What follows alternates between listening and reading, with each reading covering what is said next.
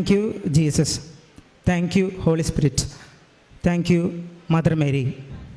എൻ്റെ പേര് ക്രിസ്റ്റഫർ അലിദാസ്. ഞാൻ തൃശ്ശൂർ ജില്ലയിലെ വെള്ളാറ്റഞ്ഞൂർ ഇടവകയിൽ നിന്നാണ് ഞാൻ വരുന്നത്. ഞാൻ കൃപാസനത്തെ കുറിച്ചിട്ട് അറിയുന്നത് എൻ്റെ വല്യമ്മയും അതുപോലെ തന്നെ എൻ്റെ മേമയും എന്നോട് പറഞ്ഞത് കേട്ടിട്ടാണ് ഞാനിതിനെ കുറിച്ചിട്ട് അറിയണത്.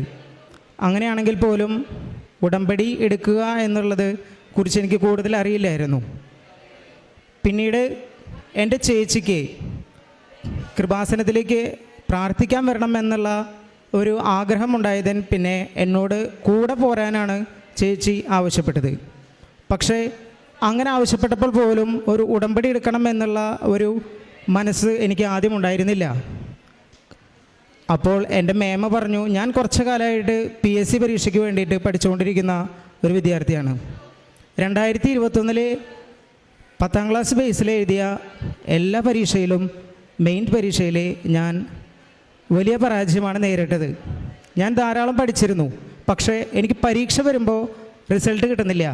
പ്രത്യേകിച്ച് PSC പരീക്ഷ പഠിക്കുന്ന കുട്ടികളുണ്ടെങ്കിൽ അവർക്കറിയാം ഇതിൻ്റെ ഒരു ബുദ്ധിമുട്ട്. ഇന്നത്തെ കാലത്ത് പഠിച്ച് ജോലിയിൽ കയറുക എന്ന് പറയുന്നത് ഭയങ്കര ബുദ്ധിമുട്ടായ കാര്യമാണ്. അപ്പോൾ ആ സമയത്ത് എനിക്ക് എത്ര പരിശ്രമിച്ചിട്ടും റിസൾട്ടിക്ക് കിട്ടുന്നില്ല. അപ്പോൾ എൻ്റെ ജീവിതത്തിൽ പ്രകടമായ ചില പ്രശ്നങ്ങളാണ് ഇതിലേക്ക് എന്ന് എനിക്ക് മനസ്സിലായി. അപ്പോൾ അങ്ങനെ അവസാനം ചേച്ചിയുടെ കൂടെ ഞാൻ കൃപാസനത്തിലേക്ക് വരുമ്പോൾ ഉടമ്പടി എടുക്കാമെന്ന് പിന്നീട് ഞാൻ തീരുമാനിക്കുകയാണ്. അതായത് ഉറപ്പിച്ചു, ഇവിടെ വന്ന് ഉടമ്പടി എടുത്തു കഴിഞ്ഞാൽ കിട്ടുമെന്ന് എൻ്റെ മേമ പറഞ്ഞത് എൻ്റെ മനസ്സിൽ അപ്പോഴും കിടന്ന് പറയുന്നുണ്ടായിരുന്നു. അങ്ങനെ ഉറപ്പിച്ചതോടുകൂടി നമ്മുടെ ശരീരത്തിൽ എന്തോ ഒരു പ്രത്യേകതരം മാറ്റങ്ങൾ സംഭവിച്ചു.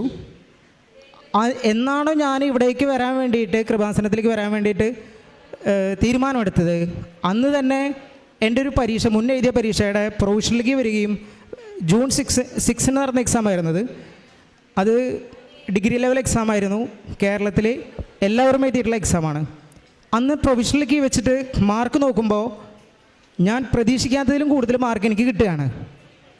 അപ്പോൾ എൻ്റെ മനസ്സിലൊരു ബോധ്യമുണ്ട്, ഞാൻ എന്നാണോ ഇവിടേക്ക് വരാൻ ഉടമ്പടി എടുക്കാൻ തീരുമാനമെടുത്തത് അന്ന് എന്തോ ഒരു പോസിറ്റീവായിട്ടുള്ളൊരു സിഗ്നൽ എൻ്റെ ജീവിതത്തിൽ സംഭവിച്ചു. എന്നിട്ട് ഞാൻ ഇവിടെ വന്ന് ഉടമ്പടി എടുത്തു. പിന്നീട് എൻ്റെ ജീവിതത്തിൽ അന്നേ വരെ ഉണ്ടായിരുന്നില്ലാത്ത പല കാര്യങ്ങളും എൻ്റെ ജീവിതത്തിലൂടെ സംഭവിക്കുകയാണ്.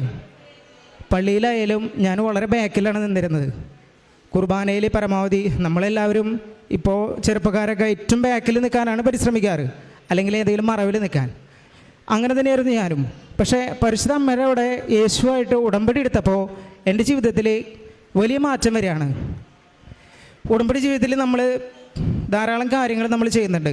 ബൈബിൾ വായനയായാലും പ്രഭാത പ്രാർത്ഥനയായാലും പ്രേക്ഷിത പ്രവർത്തനമായാലും അതുപോലെ നമ്മൾ ധാരാളം പ്രവർത്തനങ്ങൾ ചെയ്യുന്നുണ്ട്.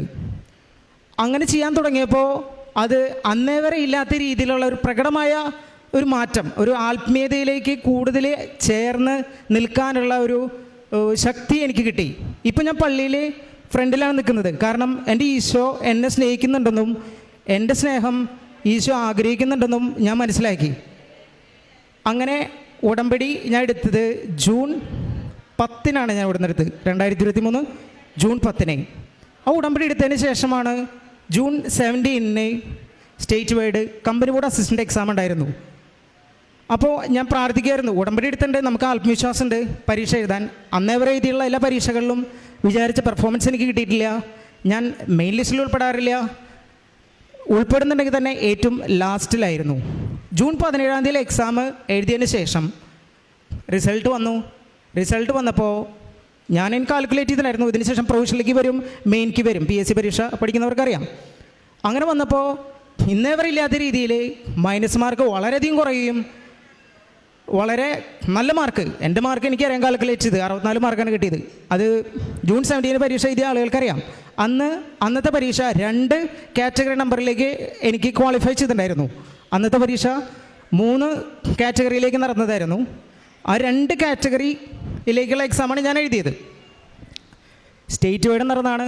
കേരളത്തിലെ ഡിഗ്രി ഹോൾഡേഴ്സ് ആയിട്ടുള്ള എല്ലാവരും എഴുതിയ എക്സാമാണ്. അതിൽ എനിക്ക് ആദ്യത്തെ കാറ്റഗറി നമ്പറിൽ 32ാമത്തെ റാങ്ക് കിട്ടുകയാണ്.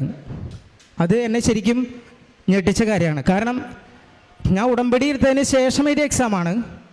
എനിക്ക് അന്നേ വരെ വന്നിട്ടുള്ള എല്ലാ തെറ്റുകളും അന്ന് വന്നില്ല. എനിക്ക് വളരെ ആത്മവിശ്വാസത്തോടെ എക്സാം എഴുതാൻ കിട്ടി. പിന്നെ വേറൊരു കാറ്റഗറി നമ്പറിലേക്ക് എഴുതിയ എക്സാം, അതിലെനിക്ക് റാങ്ക് 44 കിട്ടിയത്. അപ്പോൾ നമുക്ക് മനസ്സിലാക്കണം, ഒരു ഡിഗ്രി ലെവൽ എക്സാമിൻ്റെ ഡിഫിക്കൽട്ടി നിങ്ങൾക്കറിയാം. 44 റാങ്ക് കിട്ടി, ഓക്കെ, സന്തോഷമാണ്. പക്ഷേ അങ്ങനെയാണെങ്കിൽ പോലും എനിക്കിനി എന്ന് ജോലി കിട്ടുമെന്നുള്ള എനിക്കൊരു നിരാശയായിരുന്നു. എത്ര PSCയുടെ ഇപ്പോഴത്തെ ഒരു പോക്ക് വെച്ചിട്ട് മുന്നത്തേക്കാളും കുറച്ചുകൂടി സ്പീഡായിട്ടുണ്ടെങ്കിൽ പോലും എന്ന് കിട്ടുന്നുള്ള നമുക്കൊരു നിരാശയുണ്ട്. അപ്പോൾ ഉടമ്പടി ഞാൻ ഓൾറെഡി എടുത്തു, പിന്നെ ഞാൻ പുതുക്കിയില്ല. എനിക്ക് ജോലി കിട്ടണം, ജോലി കിട്ടിക്കഴിഞ്ഞാൽ എന്തായാലും ഞാൻ ഇവിടെ സാക്ഷ്യം പറയുന്നത് ഞാൻ അന്ന് തന്നെ തീരുമാനിച്ചിട്ടുണ്ടായിരുന്നു. പക്ഷേ എൻ്റെ ചേച്ചിയും അതുപോലെ തന്നെ മേമന്മാരൊക്കെ പറയും, നീ ഉടമ്പടി ഒന്നുകൂടി പുതുക്കണം, നീ പ്രാർത്ഥിക്കണം, അപ്പോൾ കാര്യങ്ങൾ സ്പീഡാവും, പരിശുദ്ധ അമ്മ നമ്മുടെ കൂടെ ഉണ്ടാവുമെന്ന് ഇടയ്ക്കിടയ്ക്ക് പറയുമെങ്കിലും ഞാൻ അവസാനം ഉടമ്പടി എടുക്കാൻ തീരുമാനിച്ചു. അന്ന് തന്നെ എനിക്ക് PSCയുടെ അഡ്വൈസ് പോസ്റ്റ്മാൻ അന്നത്തെ ഡേറ്റിൽ തന്നെ കൊണ്ടുവന്ന് വരികയാണ്. എനിക്ക് കിട്ടിയത് ജൂനിയർ അസിസ്റ്റൻ്റ് ഗ്രേഡ് 1 ആയിട്ട് KSDPയിലാണ്, Kerala state drugs and pharmaceutical limited, ഇവിടെ കലവൂര്. അതായത് കൃപാസനത്തിൽ നിന്ന് 3 കിലോമീറ്ററിൻ്റെ ഉള്ളിൽ വരുന്ന സ്ഥാപനമാണ് ഈ KSDP എന്ന് പറയുന്നത്. ഞാൻ ഇവിടെ സാക്ഷ്യത്തിന് എനിക്ക് എഴുതാൻ ഞാൻ ലെറ്റർ അച്ഛൻ്റെ കയ്യിൽ നിന്ന് വാങ്ങിയത്, അതിൽ ഞാനിപ്പോൾ ഇന്ന് കൊടുത്തു. അപ്പോൾ ഇന്ന് എനിക്ക് സാക്ഷ്യം പറയാൻ പറ്റി. നാളെ ഞാനവിടെ ജോയിൻ ചെയ്യാൻ പോവാണ് ജൂനിയർ അസിസ്റ്റൻ്റായിട്ട്. അപ്പോൾ വലിയ പരാജയത്തിൽ വിഷമിച്ചിരുന്ന എനിക്ക് ഉടമ്പടി എടുത്തതിന് ശേഷം ഉണ്ടായ മാറ്റങ്ങൾ വളരെ വലുതായിരുന്നു. അതെൻ്റെ ജീവിതത്തിൽ നന്നായിട്ട് എഫക്റ്റ് ചെയ്തു. അത് മാത്രമല്ല, കൂടുതൽ ആത്മീയതയിലേക്കും വിശുദ്ധ കുർബാനയിൽ സ്ഥിരം പങ്കെടുക്കാനും 2 ആഴ്ച കൂടുമ്പോൾ കുമ്പസാരിക്കാനും ബൈബിൾ വായന എല്ലാ ദിവസവും കണ്ടിന്യൂ ചെയ്യാനും എനിക്കിപ്പോഴും സാധിക്കുന്നുണ്ട്. അത് ഒരു വലിയ അനുഗ്രഹം തന്നെയാണ്. അതുപോലെ തന്നെ നമുക്ക് വലിയ ആപത്തുകളോ അപകടങ്ങളൊന്നും ഇതുവരെ സംഭവിച്ചിട്ടില്ല. അപ്പോൾ എന്തായാലും അമ്മയുടെ മധ്യസ്ഥത വഴി ഈശോയിൽ നിന്ന് കിട്ടിയ എല്ലാ അനുഗ്രഹത്തിനും ഞാൻ നന്ദി പറയാനായിട്ട് ഈ അവസരം ഉപയോഗിക്കുകയാണ്. Thank you.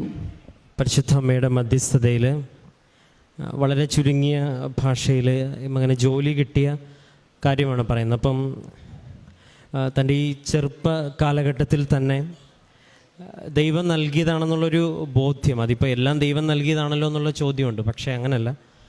തൻ്റെ ജീവിതത്തിൽ താൻ വരുത്തിയ മാറ്റങ്ങൾക്കും തൻ്റെ ജീവിതത്തിൽ താൻ വരുത്തിയ വരുത്തിയ മാറ്റങ്ങൾക്കും ചെയ്ത നന്മകൾക്കും അത് തന്നെയാണ് ഉടമ്പടി എന്ന് പറയുന്നത്. നമ്മുടെ ചെയ്തിട്ടുള്ള ഒരുപാട് പ്രവർത്തനങ്ങളാണ്, അതിന് ദൈവം നൽകിയ സമ്മാനമാണെന്നുള്ളൊരു ബോധ്യത്തിലാണ് ഈ മകനിപ്പം സാക്ഷ്യം പറയുന്നത്.